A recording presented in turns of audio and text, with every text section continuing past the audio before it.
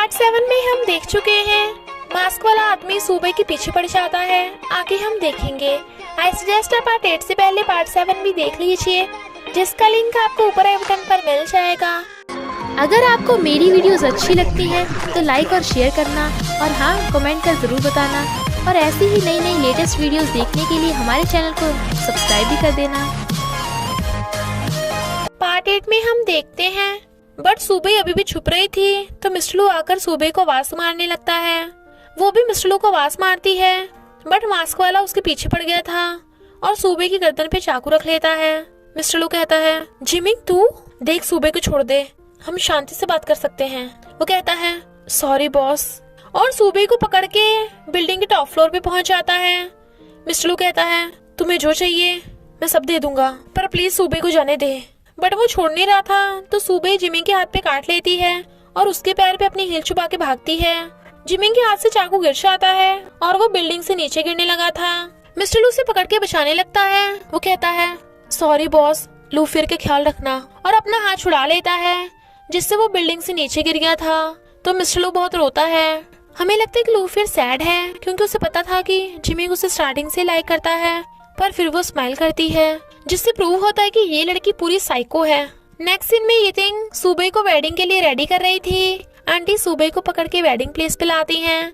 Mister लू smile कर रहा था और फिर उसे रिंग पहनाता है। सूबे भी मिस्टर लू को रिंग पहनाती है तो वो उसके फोरहेड पे उसे किस करता है। सब लोग बड़ा खुश थे सिवाय लूफियर के, और वो उन दोनों की फोटो को तोड़ देती है। सूबे कहती है, मैं अपना फ्लावर बुके अपनी बेस्टी यितिंग को देना चाहती हूँ ताकि उसे भी उसका ट्रू लव मिले। यितिंग उससे फ्लावर लेके उसे हक कर लेती है। मिस्टर लू कहता है, तुम्हारा ड्रीम भी पूरा हो गया तो चलो अब हनीमून पे चलेंगे। व्यूअर्स को बेबी देखने की बहुत जल्दी है ना। वो शर्मा जाती है तो कहता है, पर हम बेबी का नाम क्या रखेंगे? वो कहती है, इतनी जल्दी क्या है, पहले आ तो जाने दो। मिस्टर लू कहता है, अगर लड़का हुआ तो क्रिस और अगर लड़की तो कृष्णा। वो कहती है, ऐसे कैजुअली थोड़ी ना रखेंगे, सोच समझ के रखेंगे। और फिर दोनों किस करते हैं। कुछ महीने बाद हम देखते हैं सूबे पे प्लेगरिज्म का आरोप लगा है क्योंकि उसका डिजाइन सेम दूसरी डिजाइनर रूही की ड्रेस से मैच करता है।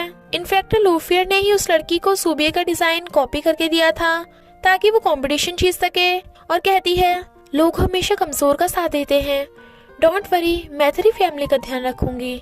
तो रूही बिल्डिंग से कूद आती है। हुआंजन के शेयर होल्डर्स मिस्टर लू को सूबे को जॉब से फायर करने को बोल रहे थे, वरना सब हुआंजन को ही रूही की मौत का जिम्मेदार समझेंगे। सूबे प्रेग्नेंट थी बट वो मिस्टर लू को प्रेगनेंसी के बारे में नहीं बताती। मिस्टर लू उसे टेंशन न लेने को कहता है बट सूबे उसे परेशान नहीं करना चाहती थी। लूफियर सूबे को झूठ बोल देती है कि मिस्टर लू तुम्हें जॉब से फायर करने वाला है तो डाइवोर्स पे साइन कर दो। इधर मिस्टर लू कहता है, सूबे को सेफ जगह पे भेजना होगा, सब ठीक होगा तब उसे वापस बुला लूंगा। और सोचता है, सूबे मैं तुम्हें प्रोटेक्ट करूंगा और इनोसेंट प्रूफ करूंगा। बट सूबे यितिंग के साथ फौरन चली जाती है। मिस्टर लू घर आके देखता है सूबे ने डाइवोर्स पेपर पे साइन कर रखे हैं तो उसे ढूंढने लगता है, पर वो कहीं नहीं मिलती तो वो डाइवोर्स पेपर फाड़ देता है। फिर वो उसे रोकने चाहता है बट उसका एक्सीडेंट हो गया था। फिर 6 साल बाद हम देखते हैं सूबे का एक बेटा भी है, क्रिस, बट सीईओ यानी मिस्टर लू को उसके बारे में कुछ नहीं पता। बट सूबे को पता चलता है कि मिस्टर लू ने उसकी आंटी को मारने की कोशिश की थी क्योंकि आंटी की कंपनी में आग लगने से पहले ही आंटी ने उसे फोन पे बताया था कि मिस्टर लू उनसे फ्रेग्रेंस ब्रोकेट बाय करना चाहता है, पर उन्होंने मना कर दिया था और आंटी की कंपनी में आग लगने के बाद से ही फ्रेग्रेंस ब्रोकेट गायब है। इसलिए वो सच्चाई पता करने के लिए और बदला लेने के लिए वापस आती है क्योंकि मिस्टर लू ने सूबे को फॉरेन एजेंट एनी समझ के बुलाया था। इधर याददाश्त जाने के बाद मिस्टर लू पहले से भी ज्यादा हर्टलेस सीईओ बन गया था। मैनी सुपर मॉडल बन गई थी बट तभी सूबे भी उसके जैसी सेम ड्रेस पहन के आती है और कहती है, मैं अपने हस्बैंड को वापस लेने आई हूँ, आखिर ग्रैंडमा को बेबी भी तो चाहिए। मैंने उसके थपड़ा लगाने वाली थी बट सूबे उसका हाथ पकड़ लेती है क्योंकि वो पहली वाली भोली वाली सूबे नहीं रही जिसे मानी जब चाहे थपड़ा लगा दे। पर मानी कहती है, देखते हैं मिस्टर लू किसका होता है, तेरा या मेरा। तभी वहाँ मिस्टर लू की एंट्री होती है और सारी गर्ल्स तो उसके लिए दीवानी हैं, बट ये रूट सीईओ किसी को भी भाव नहीं देता। एक फैन बॉय मैनी से चिपकने लगा था तो मिस्टर लू उसे बचा लेता है। इनफैक्ट ये मैनी का ही प्लान था और कहती है, मेरी चोट लग गई, तुम्हें मुझे रूम तक छोड़ा हो ना। मिस्टर लू मना कर देता है तो कहती है मुझे डर लग रहा है, आखिर मैं तुम्हारी कंपनी की एम्प्लॉय हूँ। तो वो उसे रूम में छोड़ने जाने लगा था। सुबह मेड बन के उनके रूम में सीसीटीवी इंस्टॉल कर रही थी, वो भी येतिंग की हेल्प से। वो दोनों सुबह को पकड़ ना पाए, इसलिए येतिंग बार बार उनकी लिफ्ट रोक रही थी। उन्हें आता देख सुबह डस्टबिन उठा के ले जाने लगती है और वो भी उसे मेड ही समझ लेते हैं क्योंकि उसने मास्क लगा रखा था। मैनी मिस्टर गू को मेडिसिन लेने भेज देती है और खुद पानी में कुछ मिला देती है, पर सुबह सीसीटीवी से ये सब देख रही थी। मैनी मिस्टर लू को पानी पीने को देती है तो मिस्टर लू कहता है तुमने जरूर इसमें कुछ मिलाया है ना, फिर सारी गर्ल्स सीईओ की वाइफ बनने के लिए मेरे साथ सोना चाहती हैं, पर तुम्हारी ये चालाकी मुझ पे काम नहीं करेगी। मानी कहती है नहीं, मैंने तो इसमें कुछ भी नहीं मिलाया। वो कहता है अच्छा तो खुद पी कर दिखाओ। वो नहीं पीती और कहती है मैं तुम्हें लाइक करती हूँ, और जानबूझ के गिर जाती है, बट मिस्टर लो उसे इग्नोर करके जाने लगा था। तभी सुबह आकर कहती है मैंने कुछ तो शर्म कर, तू अपने ब्रदर इन लॉ पे ट्राई नहीं मार सकती, वो मेरा हस्बैंड है। मिस्टर लो कहता है ब्रदर इन लॉ, हस्बैंड? मैं तुम्हें नहीं जानता, तुम कौन हो? सुबह हैरान थी और कहती है तुम मुझसे अनजान बनने का नाटक कर रहे हो ना। पर रिपोर्टर्स को आते देख कहती है तुम्हें मिस्टर लू को अपना बनाने की इतनी जल्दी है कि तुमने रिपोर्टर्स भी बुला लिए। रिपोर्टर्स मिस्टर लू से पूछते हैं तुम और मैनी रूम में अकेले क्या कर रहे थे? बट वो कहता है जरा अंदर आके तो देखो हम अकेले हैं या कोई और भी है, क्योंकि वहाँ पे तो सुबह भी थी, इसलिए मैनी का प्लान चौपट हो जाता है।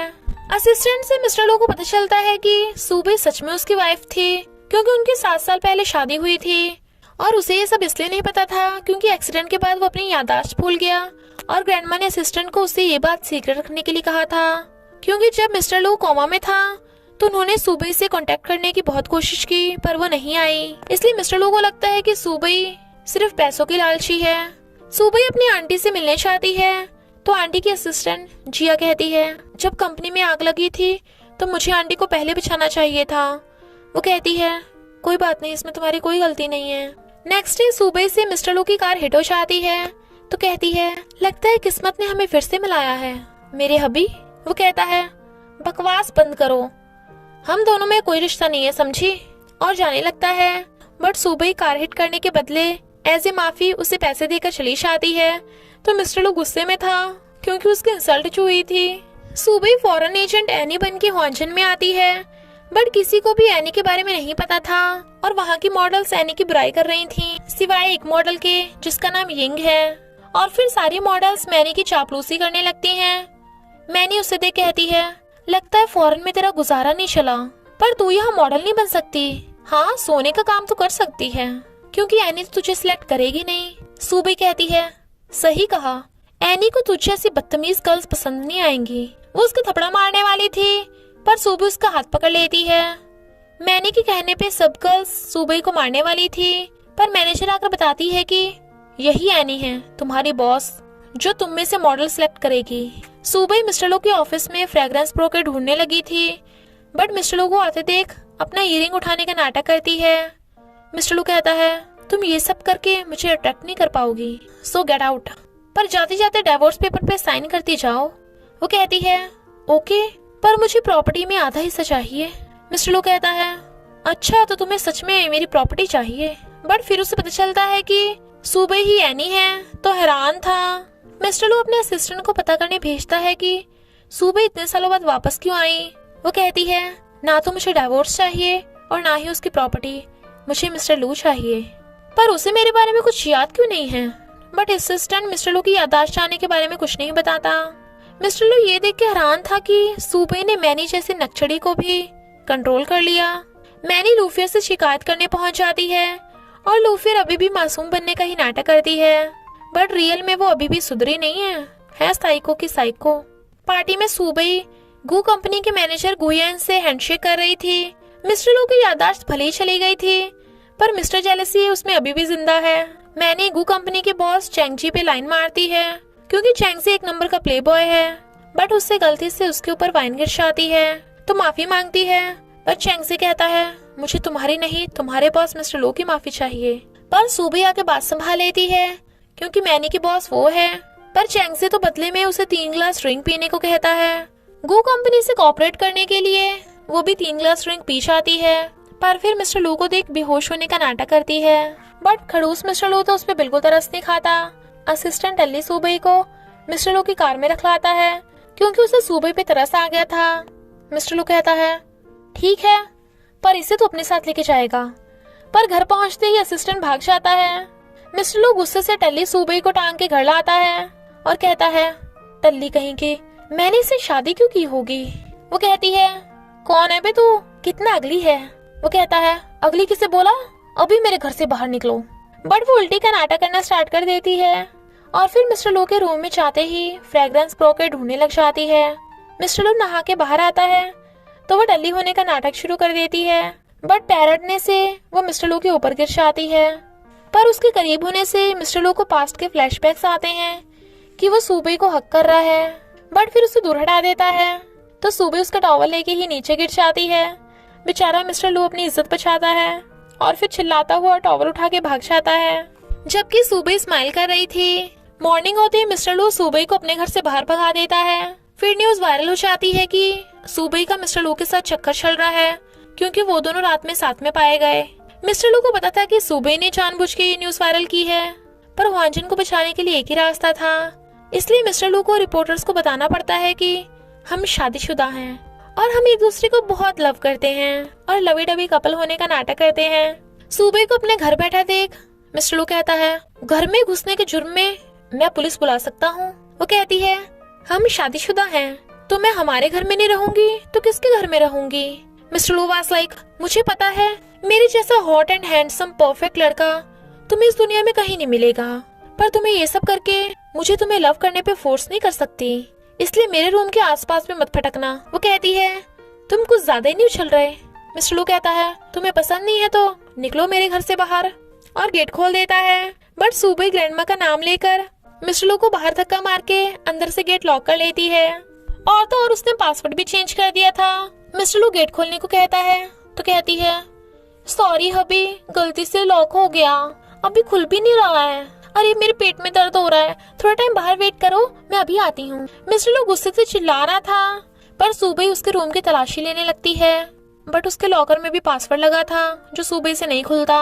असिस्टेंट को मिस्टर लू की हालत देख के हंसी आ रही थी, तो मिस्टर लू वाज लाइक लगता है तुझे इस महीने की सैलरी नहीं चाहिए। वो चुप तो कहता है अगर आज के बारे में किसी को बताया ना तो तेरी खैर नहीं। तो असिस्टेंट आज की रात उसे अपने घर ले जाता है। नेक्स्ट डे मिस्टर लू पासवर्ड चेंज करके सूबई को घर में नहीं घुसने देता, बट वो बैक डोर से अंदर आ जाती है तो कहती है हबी मैं आ गई। वो कहता है तुम्हें मुझे हबी कहने का हक किसने दिया। वो कहती है गवर्नमेंट ने, हमारी शादी हुई है ना इसलिए। तो मिस्टर लू गुस्से में था और कहता है आज मैं इसे नहीं छोड़ूंगा, इसलिए गुस्से से ड्रिंक करने लग जाता है। सूबई नहा के बाहर आती है तो टल्ली मिस्टर लू उसके रूम में बैठा था। वो कहती है तुम यहाँ क्या कर रहे हो। बट मिस्टर लू सूबई को बेड पे गिरा देता है और अपनी टी शर्ट फाड़ के कहता है हॉट लग रहा हूँ ना मैं। वो कहती है यू साइको, पहले डिवोर्स मांग रहे थे तो अब ये क्या कर रहे हो। बट मिस्टर लू से जबरदस्ती किस करने लगता है और इसी के साथ पार्ट 8 का एंड हो जाता है। तो बस थोड़ा सा इंतजार करना, फिर मिलेंगे नेक्स्ट पार्ट में।